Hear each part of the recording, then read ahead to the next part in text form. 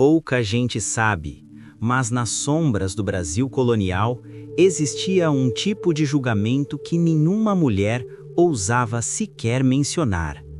Um ritual silencioso, escondido atrás das paredes de pau a pique, onde os colonos portugueses decidiam o destino daquelas marcadas como feiticeiras. E o mais perturbador não era a acusação, mas o que acontecia depois. Entre sussurros, fogueiras apagadas às pressas e promessas arrancadas pelo medo, surgiu um segredo tão sombrio que quase desapareceu da história oficial. Mas ele não desapareceu completamente. E hoje você está prestes a descobrir o que muitos tentaram enterrar. Se continuar assistindo, prepare-se. O que vou revelar não é apenas um fato perdido no tempo.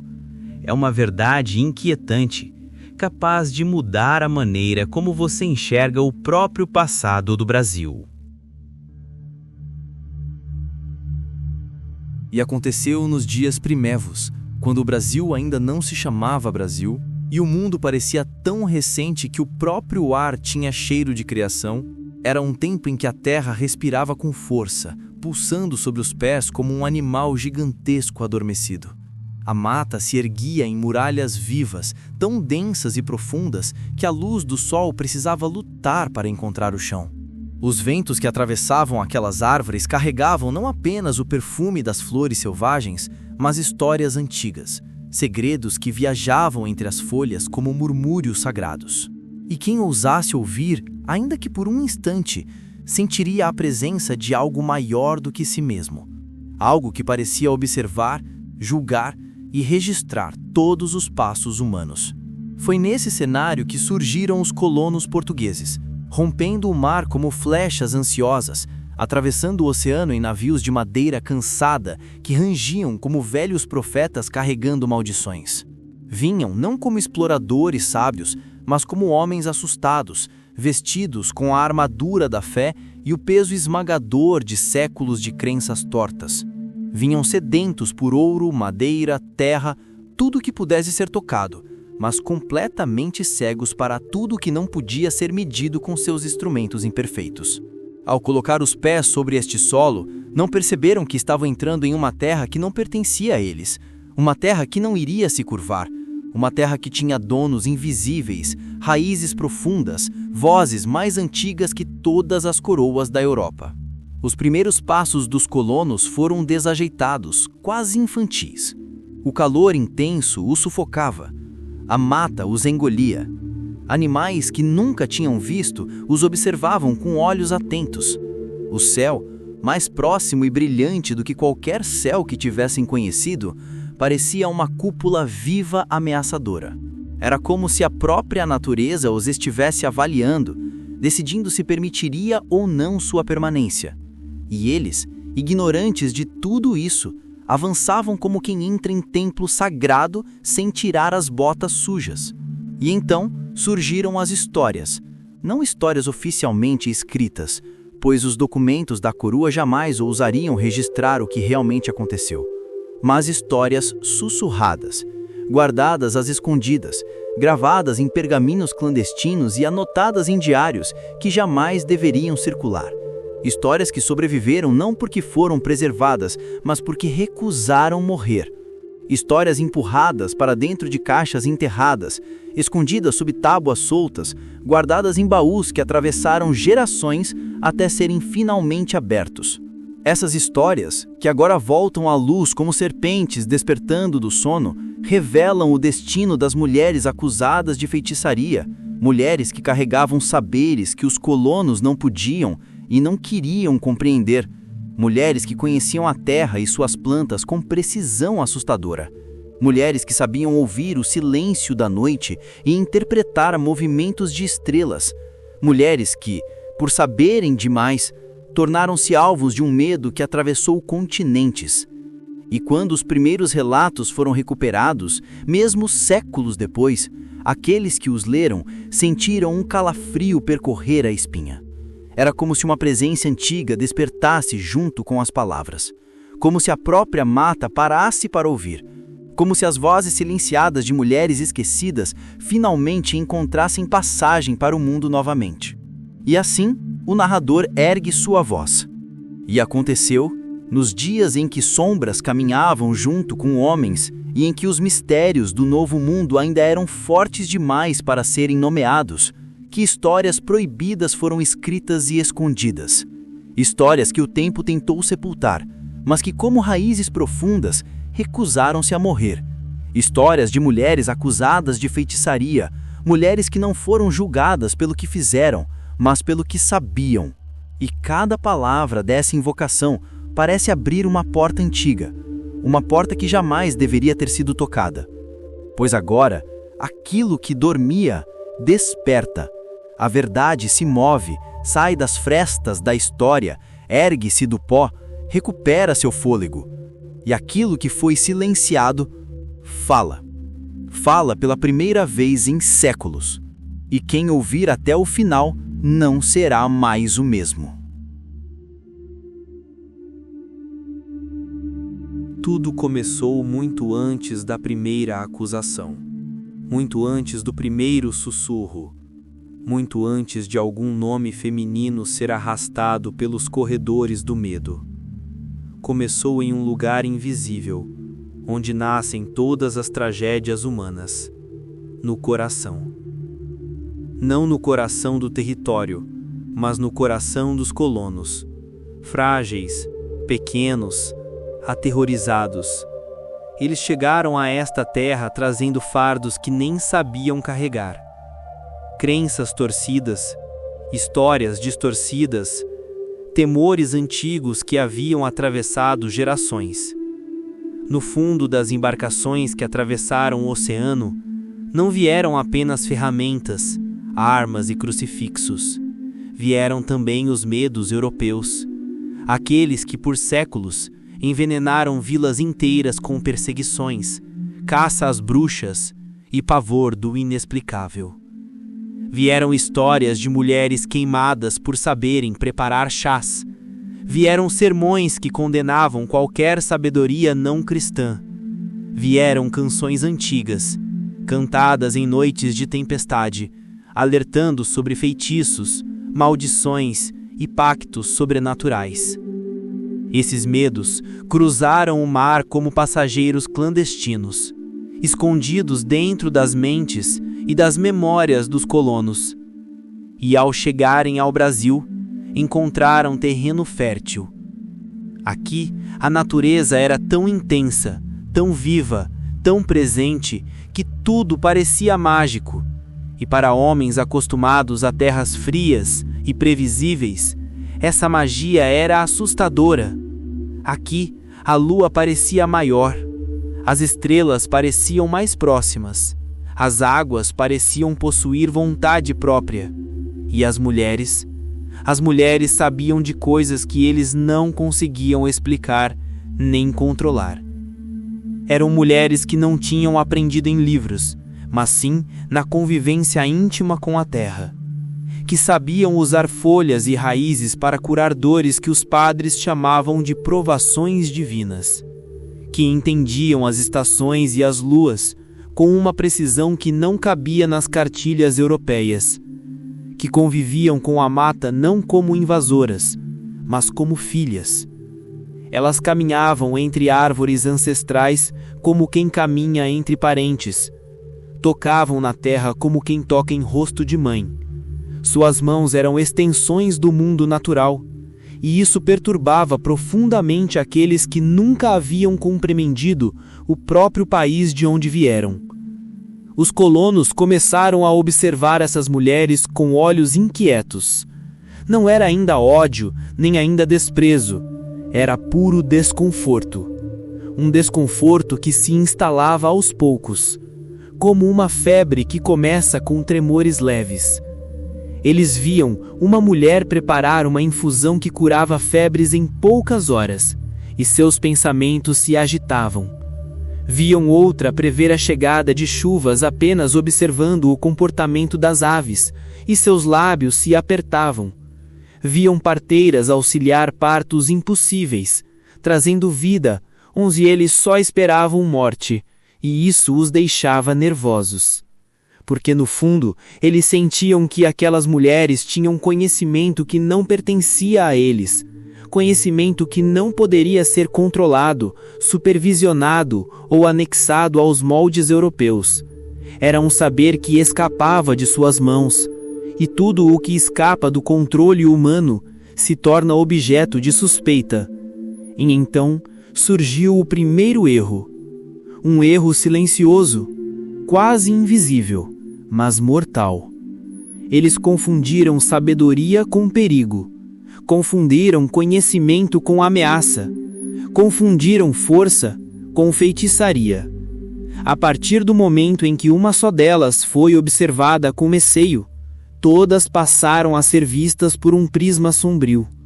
As conversas femininas ao entardecer, antes consideradas triviais, tornaram-se suspeitas. O simples ato de caminhar pela mata para colher ervas virou motivo de desconfiança.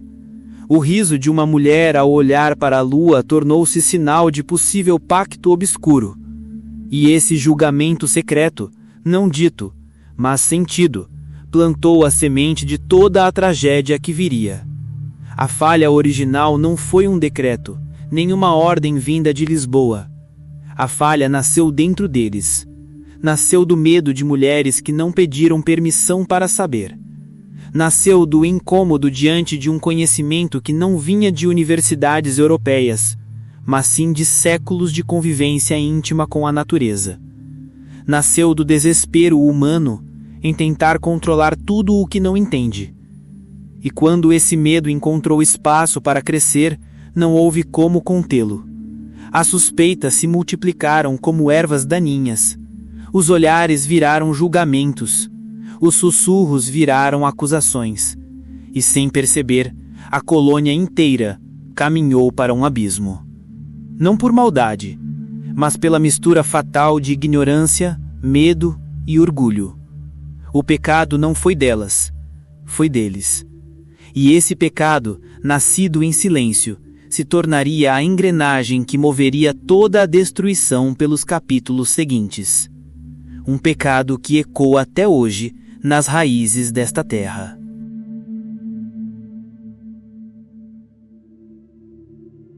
Antes que o primeiro nome fosse escrito em um papel manchado e amaldiçoado como suspeita, antes que a primeira mulher fosse levada para longe, antes mesmo que qualquer sussurro mais ousado escapasse da boca dos colonos, os sinais começaram a se manifestar. Sutis, quase tímidos no início, mas inegáveis para qualquer olhar que ousasse perceber. Foi como se a terra, a própria terra, estivesse tentando avisar o que estava prestes a acontecer. A vila colonial era pequena, de casas simples, com telhados mal alinhados e paredes frágeis. Tudo ali parecia temporário, improvisado, como se a humanidade tivesse sido colocada sobre aquela terra apenas como teste. Ao redor, a mata se erguia com autoridade. Árvores altas, troncos largos, raízes expostas como veias antigas que carregavam a memória de séculos. Cada folha parecia um olho, cada ramo quebrado, uma mensagem. E os colonos, tão acostumados a dominar tudo que tocavam, sentiam, mesmo que não admitissem, que eram minúsculos diante daquele mundo. Foi então que os sinais começaram. Primeiro foram as fogueiras. Pequenas fogueiras ao amanhecer, onde nunca deveriam existir. A madeira ainda úmida da noite anterior pegava fogo como se uma mão invisível tivesse acendido a chama. Homens experientes que conheciam o comportamento do fogo melhor do que conheciam o comportamento de suas esposas juravam que aquilo não era natural. A madeira não queima após chuva forte. O fogo não surge sem faísca. Mas ali, ele surgia, silencioso, vivo, ardente como um aviso. Depois vieram os sonhos das crianças. Crianças são portais. Vêm ao mundo com olhos que ainda não aprenderam a mentir, com almas que ainda não foram moldadas pelos temores dos adultos. E naquela época, as crianças começaram a acordar chorando, tremendo, agarrando as saias das mães. Diziam que mulheres vestidas de branco caminhavam entre as árvores de noite. Às vezes, sorriam. Às vezes, apenas observavam. Às vezes, chamavam seus nomes com vozes que eram ao mesmo tempo suaves e impossíveis de ignorar. Os colonos tentavam acalmar seus filhos, dizendo que eram apenas sonhos, mas no fundo sentiam algo diferente, algo como uma mão fria pousando sobre a nuca no escuro. Então vieram os sussurros do vento. Homens caçadores, acostumados a perigos reais, começaram a relatar que, nas trilhas da mata, o vento parecia carregado de vozes, não palavras inteiras, não frases claras, mas sílabas, fragmentos, chamados. Às vezes, seus próprios nomes. Às vezes, nomes de mulheres que eles conheciam e evitavam. Às vezes, sons que lembravam idiomas que jamais ouviram antes. E quanto mais tentavam ignorar, mais intensos se tornavam. Os animais também começaram a agir estranhamente. Cavalos empacavam diante de algumas casas. Cães uivavam para troncos vazios. Galinhas corriam em círculos sem razão aparente. E o gado, normalmente resistente, começou a adoecer de maneira misteriosa, sempre depois que certas mulheres passavam pelos espaços onde eram mantidos. As colheitas, que antes cresciam vigorosas, começaram a falhar. Milhos brotavam sem força, mandiocas apodreciam sob o solo, feijões nasciam deformados. Mas somente nas noites em que certas luas surgiam, luas mais vermelhas do que deveriam ser, mais baixas, mais pesadas sobre o céu. E os padres tentaram explicar. Ah, como tentaram! Disseram que eram tentações, disseram que eram provações, disseram que o mal estava rondando e precisava ser combatido. Mas o povo, que vivia mais próximo da terra do que dos livros, sabia que aquilo não era obra de demônio algum. Era algo mais profundo, algo que vinha da própria natureza, algo que parecia se mover nas margens entre o mundo visível e o invisível. E as mulheres que entendiam a terra, que conheciam o comportamento das plantas e da lua, sabiam ler aqueles sinais.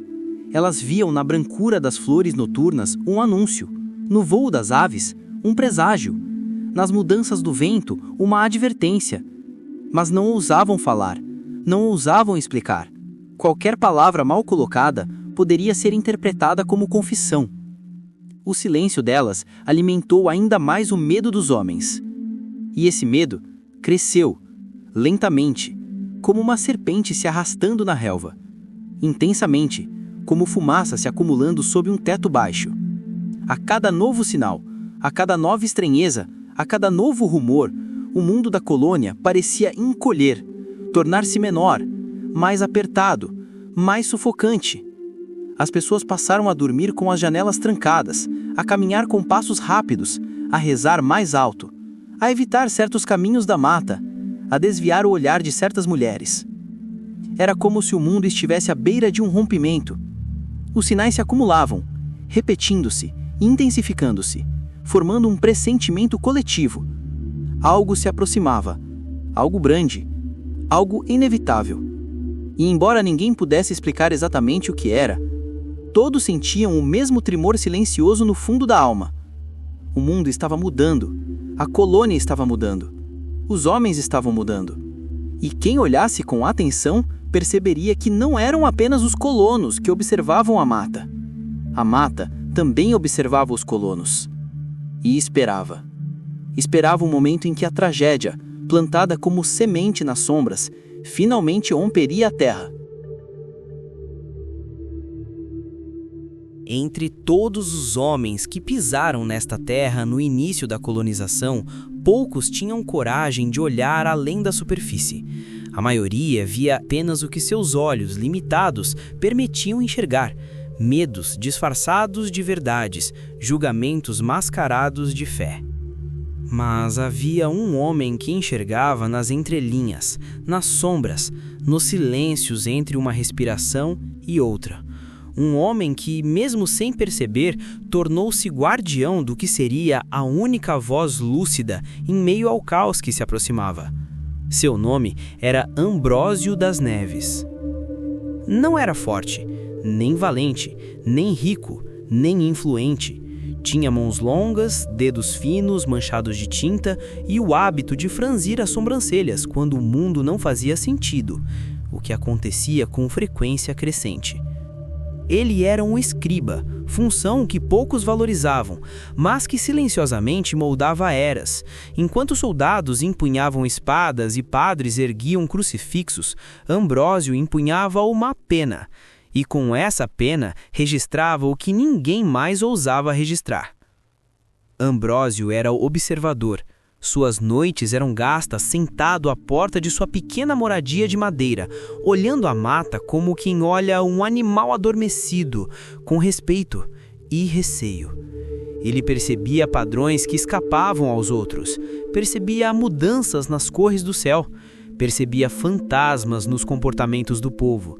Percebia que as mulheres que eram sussurradas como perigosas eram as mesmas que, nos momentos de maior necessidade, eram procuradas escondido pelos homens desesperados. Ele via a hipocrisia antes que ela tomasse forma. Por isso, quando começaram os rumores de que certas mulheres estavam mexendo com coisas do além, Ambrósio não se apressou em condená-las. Ao contrário, aproximou-se delas.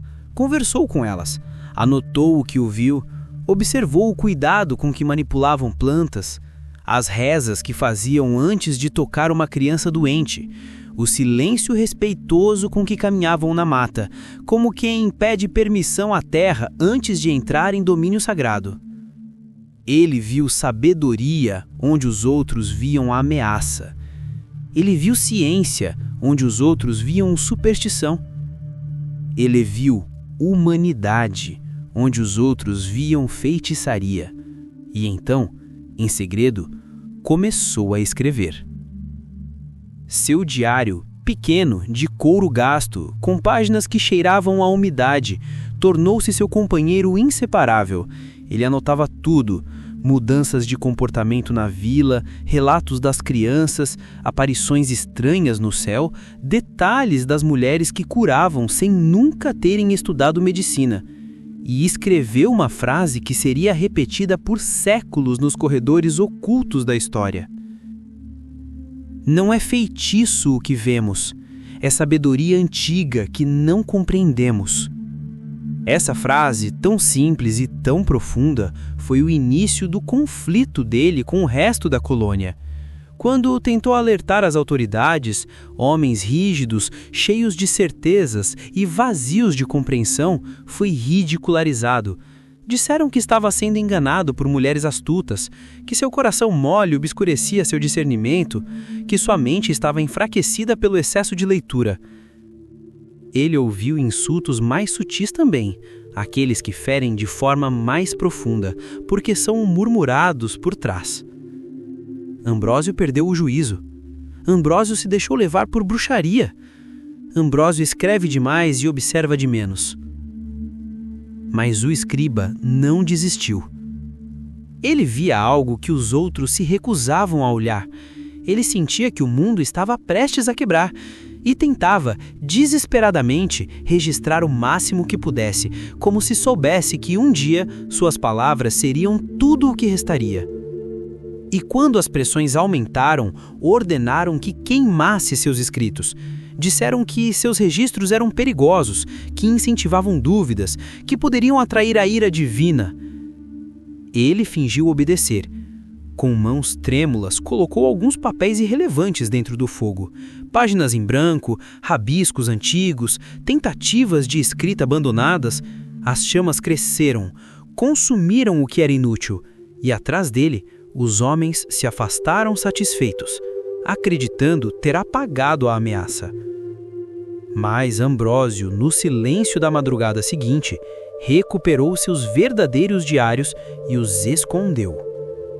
Enterrou alguns sob o assoalho de sua casa, colocou outros dentro de uma caixa selada e pendurou num barranco, onde só ele sabia procurar, e manteve o restante dentro da roupa, junto ao peito, como se carregasse sua própria vida ali dentro. Ele escrevia cada vez mais rápido, como se o tempo estivesse se esgotando. Registros sobre os sinais, registros sobre as mulheres, registros sobre o medo crescente, registros sobre a mata, sempre observando. E escreveu a frase que mais arrepia os estudiosos modernos. Se perseguirem essas mulheres, atrairiam uma ira que não sabem conter. Ele não sabia se era uma profecia ou apenas intuição, mas algo no tom de suas palavras dava a impressão de que ele, de alguma maneira, estava ouvindo a mata e que a mata estava respondendo. O tempo passou, Ambrósio envelheceu e seu nome foi engolido pelo pó da história. Mas seus registros, tão teimosos quanto ele, resistiram e agora, ao serem lidos novamente, fazem o mesmo tremor antigo despertar. A voz de Ambrósio ecoou pelas páginas como um aviso que atravessou séculos. Se perseguirem essas mulheres, o mundo não esquecerá. E, de fato, o mundo não esqueceu. O engenho de São Marcos já não era engenho havia muitas décadas. Aquele lugar, outrora pulsante de vida e sofrimento, fora abandonado à própria sorte. As paredes, que um dia carregaram o eco de ordens, orações e gemidos, agora estavam cobertas de musgo espesso, como se a natureza quisesse apagar qualquer rastro humano dali. O telhado havia cedido, deixando vigas expostas como costelas de um gigante morto. As janelas, sem vidros, eram buracos escuros encarando o vento como órbitas vazias. Nada ali parecia vivo, mas nada ali estava completamente morto.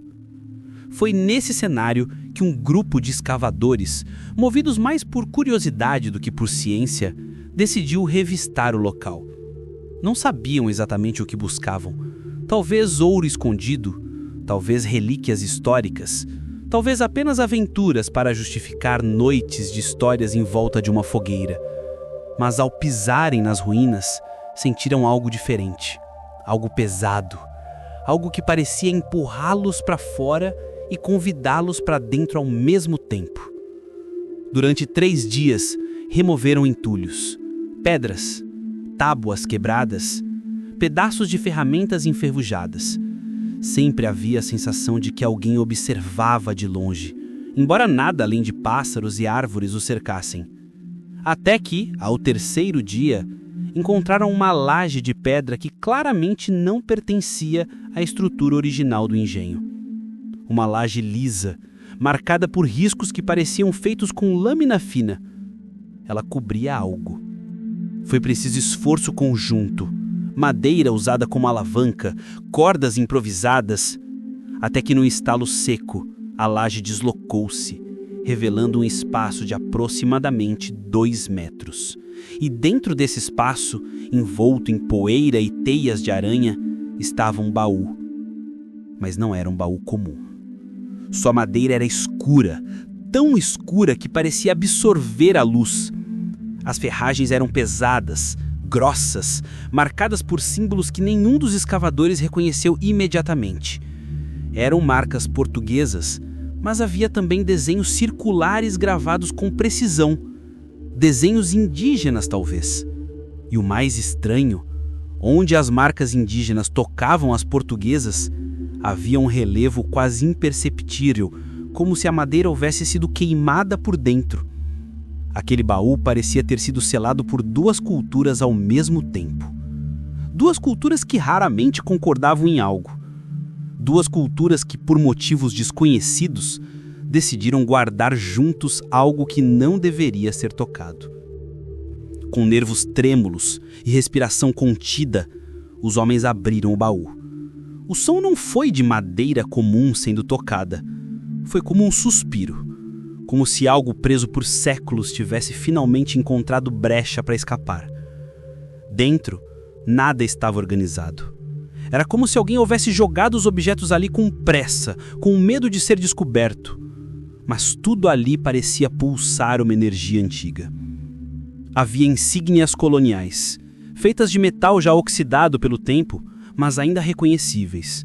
Símbolos da coroa, selos de oficiais, documentos embrulhados em tecido e protegidos com cordões de couro. Havia papéis escritos em caligrafia rígida e formal, relatórios, cartas, ordens enviadas entre autoridades locais. Havia mapas desenhados com tinta avermelhada, marcando trilhas sinuosas que se perdiam mata dentro. E ao centro, como se fosse o objeto ao redor do qual tudo mais girava, estava um livro. O livro das suspeitas. Ele não parecia apenas velho, parecia vivo. Suas bordas eram tão rígidas que lembravam ossos, e sua capa parecia ter sido feita com algum tipo de couro que não envelhecia. Quando um dos escavadores encostou nele, retirou a mão rapidamente, dizendo que o livro estava quente. Sim, quente. Como se tivesse temperatura própria, como se tivesse sido tocado recentemente. Eles hesitaram antes de abri-lo. Não por medo de maldições, isso eles não mencionariam, mas por um medo visceral, o tipo de medo que não se explica, apenas se sente. No entanto, a curiosidade venceu, como costuma acontecer nos momentos antecedentes a desastres. Ao abrir o livro, perceberam que a tinta não havia desbotado. As letras estavam firmes, claras, como se alguém as tivesse escrito naquela semana. A caligrafia era impecável, quase obsessiva, cada curva e traço marcando a autoridade de quem escrevia. O título da primeira seção era claro: Tratado de Salvaguarda da Fé. Um nome inocente, um nome solene, um nome que poderia estar em qualquer documento religioso. Mas o conteúdo não era inocente, não era solene e definitivamente não era cristão. As páginas seguintes traziam descrições detalhadas do que deveria ser feito com mulheres suspeitas de conhecimentos além dos limites naturais. Não havia método de prova, nem análise racional, bastava uma observação, uma denúncia, uma impressão. A mera sensação de que uma mulher sabia mais do que deveria era motivo suficiente para que fosse incluída no livro. E os nomes estavam lá. Centenas. Nomes riscados, nomes circulados, nomes acompanhados de datas, símbolos, observações, notas. A maioria, mulheres. Algumas anotações eram curtas. Viu-se colhendo ervas à noite. Criança adoeceu após visita. Conhece estrelas demais. Outras eram longas e perturbadoras. Relatos de interrogatórios, de vigilância, de deslocamentos forçados, de isolamento prolongado. E havia uma seção inteira, marcada com tinta mais escura intitulada O Caminho da Purificação. Era o caminho sobre o qual ninguém gostava de falar. O caminho que mesmo os colonos evitavam olhar. O caminho que conectava a vila ao destino final das mulheres acusadas. Nos mapas encontrados junto ao baú, essa trilha era marcada por símbolos estranhos que se repetiam. Ninguém jamais havia visto esses símbolos antes, e a maioria dos escavadores desejou imediatamente não tê-los visto nunca. Mas o que mais chocou foi a última parte do tratado. A letra mudava, tornava-se trêmula, irregular, como se o escriba, ao escrever, estivesse sendo observado, ou estivesse com medo, ou estivesse anotando algo que nem ele próprio acreditava. Ali, numa tinta quase negra, estava escrito: para preservar a fé, silenciar o saber. Um mandamento, uma sentença, uma condenação mascarada de devoção. Os escavadores fecharam o livro imediatamente. Alguns queriam queimá-lo, outros queriam fugir, mas nenhum teve coragem de lê-lo novamente naquele dia. O baú fora aberto, e a verdade, aquela verdade enterrada sobre ruínas, poeira e medo, havia escapado. De novo. A confirmação estava ali diante deles. A colônia não temeu feitiçaria, temeu sabedoria e decidiu apagá-la. À medida que as semanas avançavam, algo começou a se partir silenciosamente dentro da colônia, como uma tábua que racha por dentro antes de estalar para fora. Ninguém conseguia nomear exatamente o que estava acontecendo, mas todos sentiam. Era um peso no ar, uma vibração na pele, uma sensação constante de que a qualquer momento algo grave iria acontecer. E o mais inquietante é que não era uma ameaça externa, vinha deles próprios. As autoridades coloniais começaram a se reunir às escondidas, em salas velhas iluminadas apenas por velas, onde sombras se moviam nas paredes como criaturas inquietas. Ali, homens que antes discutiam sobre safras e comércio, agora falavam apenas sobre sinais, presságios, suspeitas. Cada novo relato de comportamento estranho, cada novo boato sobre uma mulher que curava rápido demais ou sabia coisas demais, era analisado com olhares tensos. Os padres, por sua vez, percebendo que a população estava à beira do pânico, intensificaram os sermões. Pregavam sobre tentações invisíveis, sobre a proximidade do mal, sobre a necessidade de purificar não apenas o corpo, mas também a mente. As missas ficaram mais cheias, mas não por devoção, por medo.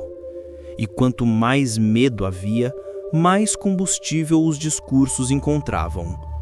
Os senhores de engenho, calculistas por natureza, começaram a ver naquela paranoia uma oportunidade de reforçar seu controle social. Uma mulher que questionava demais podia agora ser acusada. Uma que recusava ordens podia ser suspeita. Uma que incomodava podia ser observada. A ameaça invisível se tornou ferramenta visível, e isso espalhou uma tensão ainda maior pela vila.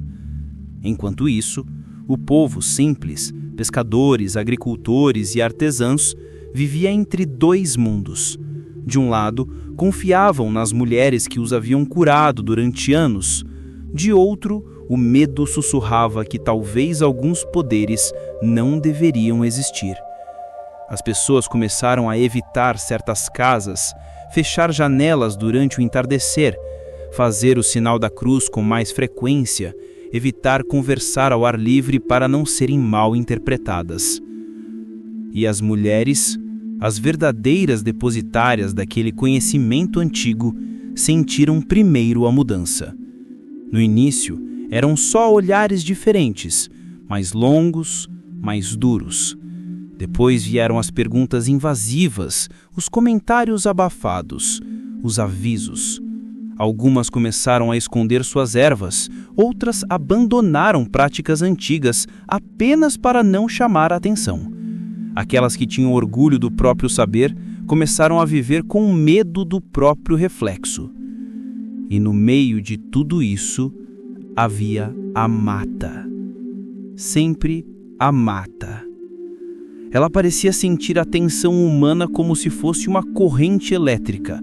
O vento ficava mais irregular, os ruídos noturnos mais ásperos.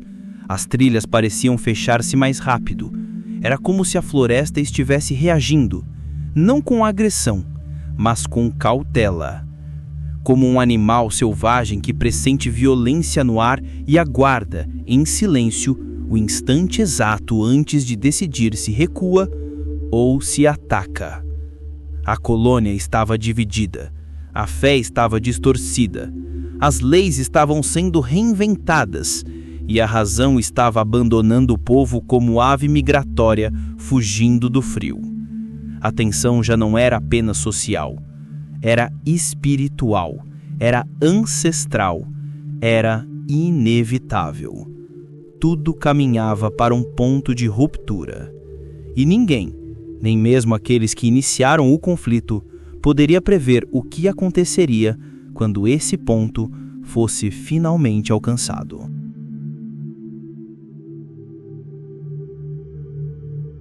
O conflito já estava inflamado quando o achado que mudaria tudo ocorreu. E foi quase um acidente, como se o destino tivesse decidido revelar-se apenas quando o medo estivesse maduro o suficiente para absorvê-lo. Um grupo de exploradores, enviados inicialmente para traçar novas rotas ao longo do rio Paraguaçu, desviou por curiosidade para um trecho onde a mata parecia mais espessa. Era uma área evitada tanto por colonos quanto por indígenas. Não havia motivo aparente para o receio, mas todos concordavam que ali o ar parecia mais pesado, mais denso, como se contivesse uma memória antiga que se recusava a morrer. Foi nesse trecho esquecido que encontraram a pedra. À primeira vista, parecia um simples bloco coberto de musgo, quase indistinguível do resto da floresta. Mas quando a luz do sol escorregou entre as folhas e tocou sua superfície, linhas gravadas começaram a emergir, como cicatrizes brilhando por baixo de uma pele antiga. Os exploradores se aproximaram com cautela, afastando galhos, limpando o musgo com água do próprio rio, até que a inscrição completa foi revelada. O silêncio que se seguiu foi profundo. A pedra carregava símbolos indígenas, mas também algo além, algo mais arcaico, mais primitivo, mais próximo do primeiro idioma que a terra já pronunciou. Havia curvas que lembravam serpentes, marcas que imitavam raízes, figuras de mulheres com braços erguidos para o céu. Era uma inscrição complexa, mas o que mais perturbava era a energia que dela emanava. Uma vibração leve, quase imperceptível, mas real, como se a pedra estivesse viva. Para os indígenas consultados, aquilo não era apenas escritura. Era aviso, memória, fronteira. Não era algo que deveria ter sido tocado. Depois de longas negociações, conseguiram uma tradução aproximada, e não houve homem, por mais valente ou ignorante, que não sentiu o corpo arrepiar ao ouvir as palavras. A mulher que fala com a mata não pode ser julgada pelos homens. Ela guarda aquilo que o mundo esqueceu. A vila dividiu-se imediatamente. Alguns acreditavam que era um recado direto da terra, uma advertência espiritual, quase divina. Outros, movidos pelo pânico, concluíram que aquilo significava que essas mulheres realmente tinham poder e que esse poder precisava ser controlado. E havia ainda os que temeram as duas coisas ao mesmo tempo. Para os padres, a inscrição era heresia pura, uma afronta à autoridade espiritual europeia. Para os oficiais, era prova de que povos antigos haviam depositado nas mulheres um saber que deveria ser reprimido. Para os senhores de engenho, era uma ameaça direta ao domínio que desejavam manter. Mas o que ninguém percebeu, ou não quis perceber, era que aquela pedra não estava ali por acaso. Ela marcava o início de um território espiritual, um território onde o antigo e o novo jamais deveriam se misturar, um território guardado por mulheres que entendiam a terra como sangue e a lua como bússola. A partir daquele dia, os colonos tiveram certeza. Essas mulheres não eram apenas suspeitas, eram depositárias de um saber que não lhes pertencia, e por isso ameaçavam tudo aquilo que os homens tentavam construir. Movidos pelo medo e pela arrogância, decidiram então criar o que jamais deveria ter existido: um procedimento secreto. Um protocolo oculto escrito atrás de portas trancadas, longe dos olhos do povo, revelado apenas a poucos homens que carregavam a responsabilidade de proteger a fé e purificar o território.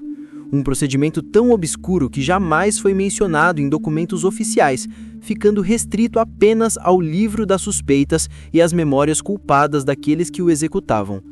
Era o início do caminho da purificação, o início do silenciamento, o início da tragédia. E enquanto eles criavam esse ritual sombrio, a mata observava, mais atenta do que nunca. O vento pareceu mudar, as sombras pareceram se alongar, e o território inteiro respirou como se enxergasse pela primeira vez o que os homens eram capazes de fazer. Quando a noite caiu sobre a colônia naquele dia, não foi uma noite comum.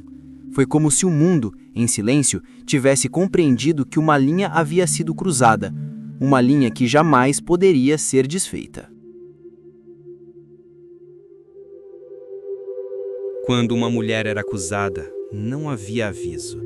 Não havia anúncio público, não havia toque de sino, não havia reunião. A acusação surgia como surgem as doenças silenciosas, primeiro no sussurro, depois no olhar, e por fim no isolamento. O processo começava assim.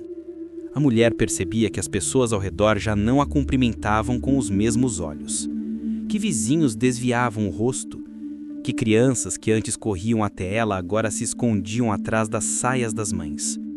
E então vinham as caminhadas silenciosas de homens armados até sua porta. Nunca bateriam, apenas apareciam, encostavam-se ao batente e esperavam. Era assim que tudo começava, sem explicação, sem acusação formal, sem crime, apenas medo disfarçado de dever. Ela era levada, quase sempre durante a noite. A vila dormia, ou fingia dormir, porque todos sabiam o que significava ver homens caminhando com tochas na madrugada. A mulher não resistia. Não porque concordasse, mas porque sabia que resistir só tornaria tudo pior. Era conduzida para longe, para uma pequena construção de pedra e madeira no limite entre a vila e a mata. Ali começavam os interrogatórios. Não eram torturas físicas, não como as da Europa, mas eram torturas da alma. Sentavam-na no centro da sala, iluminada apenas por uma vela trêmula. Homens ficavam ao redor, sombras projetadas nas paredes, olhando-a como se fosse algo perigoso, prestes a se romper. E faziam perguntas repetidas, longas, incômodas. Perguntas que buscavam não respostas, mas falhas. Procuravam hesitações, procuravam mínimo tremor de voz. Qualquer detalhe serviria para confirmar aquilo que eles próprios já acreditavam, que ela era culpada. Pediam que recitasse rezas intermináveis até que sua garganta ardesse. Exigiam que explicasse por que sabia preparar certas ervas. Queriam saber de onde vinham seus sonhos. Interrogavam até sobre o modo como olhava para a lua. Nada era neutro. Tudo era suspeito. E quando ela tentava explicar, quando dizia que aprendera com a mãe, e a mãe com a avó, e a avó com as mulheres mais velhas da aldeia, os homens trocavam olhares. Para eles, isso não era explicação, era prova. As mãos dela eram examinadas como se pudessem carregar marcas invisíveis. Suas cadernetas, se as tivesse, eram lidas como se fossem grimórios. Suas plantas eram esmagadas, reduzidas a pó, como se destruir o que ela conhecia fosse destruir sua identidade. E então vinha a parte mais cruel: o silêncio. Durante horas, às vezes dias, deixavam-na sozinha naquela sala. Nenhuma palavra, nenhuma luz, nenhuma presença humana. Apenas o som da mata em volta, respirando como um animal enorme do lado de fora das paredes. Esse silêncio não era descuido, era método, era tática, era a maneira deles de apagar lentamente aquilo que tornava aquela mulher quem ela era. Muitas choravam, outras rezavam, outras apenas olhavam para o escuro, tentando não enlouquecer. E quando o silêncio finalmente era quebrado, vinha a fase mais dolorosa, a fase da renúncia. Faziam-na jurar que abandonaria seus saberes, que nunca mais tocaria certas plantas, que nunca mais auxiliaria partos, que nunca mais interpretaria sonhos, que esqueceria tudo o que aprendera desde criança. Era como ser forçada a arrancar a própria língua do espírito, a matar tudo o que a tornava viva, a destruir sua linhagem.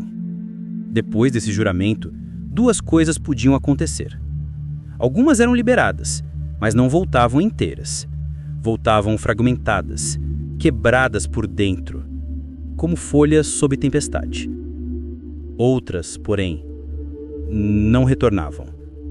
Não havia cortes, nem corpos, nem fogueiras.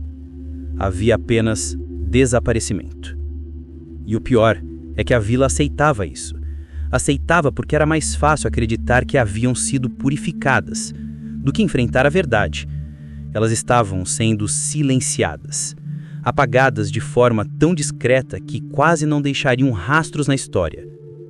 E a cada mulher que desaparecia, algo na colônia mudava. Era como se uma sombra nova se adicionasse à paisagem, como se a mata ficasse mais densa, como se o vento ficasse mais inquieto e como se a própria terra estivesse reagindo ao que estava acontecendo. As pessoas não falavam disso em voz alta, Mas sabiam. Sabiam que o caminho da purificação não era caminho, era abismo. Sabiam que a fé não era fé, era medo. Sabiam que aquilo que estavam fazendo não tinha retorno.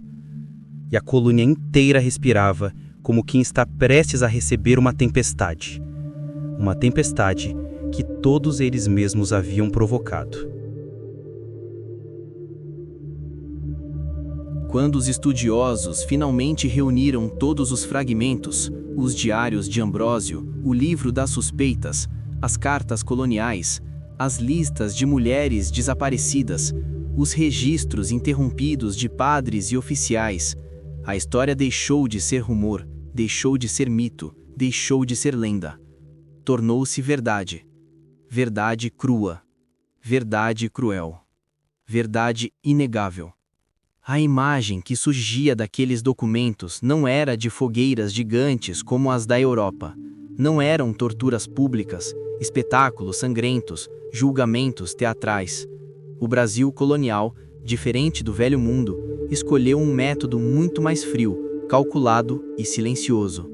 Eles não matavam essas mulheres, eles apagavam. Era isso. Era simples. Era devastador. Primeiro vinham os interrogatórios, longos, exaustivos, repetitivos, feitos para desconstruir a mente. Depois vinha o isolamento, feito para desconstruir a alma.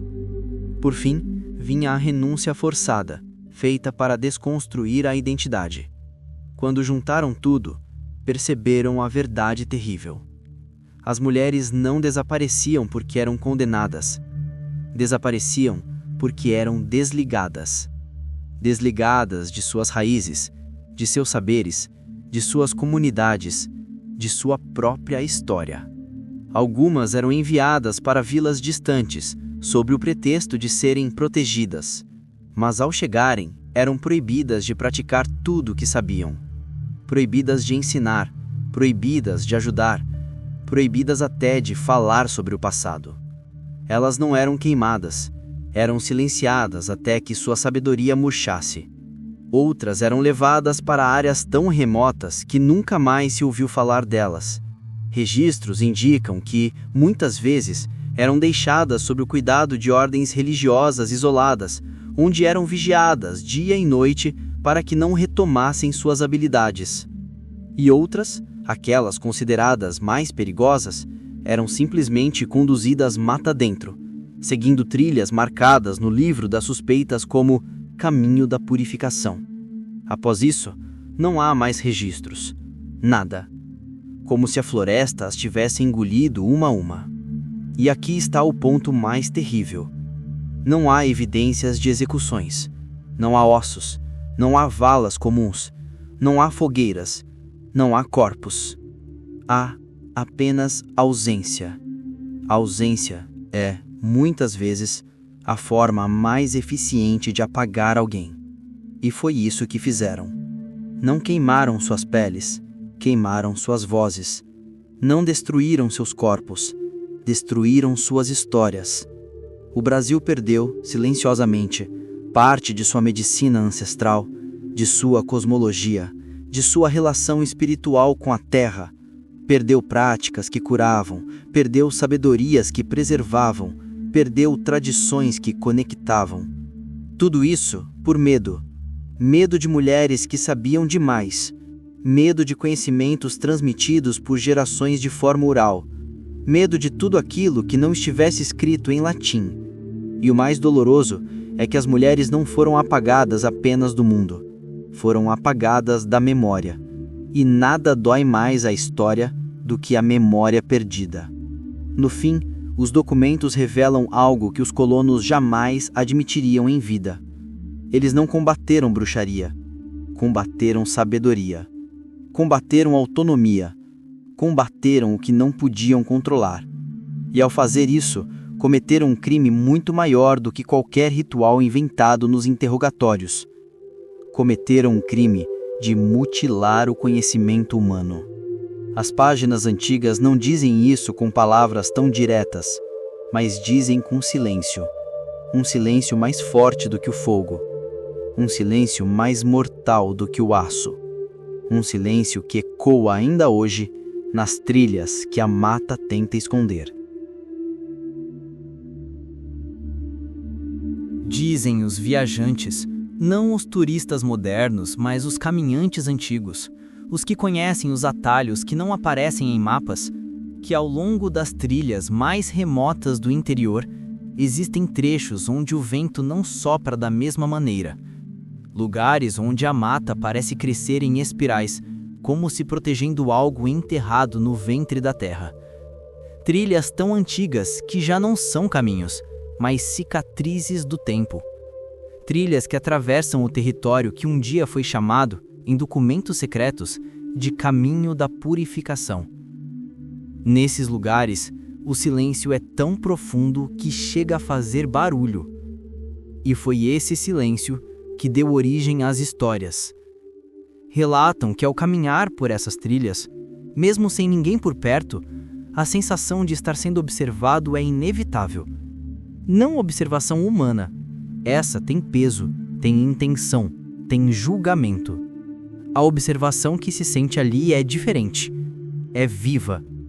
É natural. É ancestral. Uma presença que parece vir de todos os lados ao mesmo tempo, como se a floresta inteira abrisse os olhos quando alguém passa.